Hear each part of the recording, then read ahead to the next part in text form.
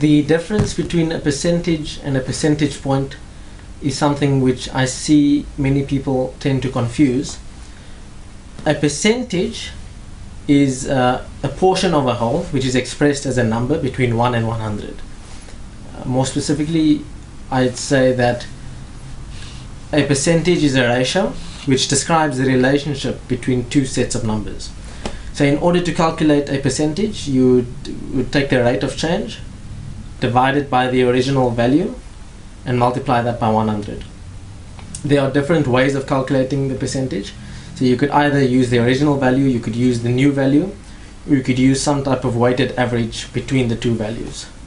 So as an example, let's suppose you had a party last week where 40 people attended, and you've got a party this week where 50 people attended. So to calculate the percentage increase between the two parties, you would take the rate of change, which is 50 divided by 50 minus 40, which is 10.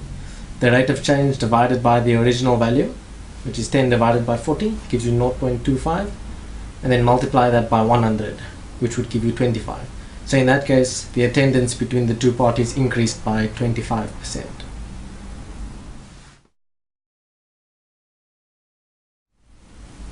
The percentage point describes the absolute difference between two percentages. So let's suppose, for example, that last year 40% of people smoked, and this year 50% of people smoked. This means that the amount of people who smoke has increased by 10 percentage points, because that's the 50% minus the 40%.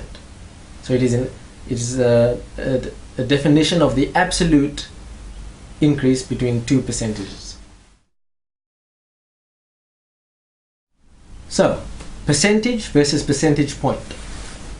Essentially, a percentage is a relative value, and a percentage point is an absolute value.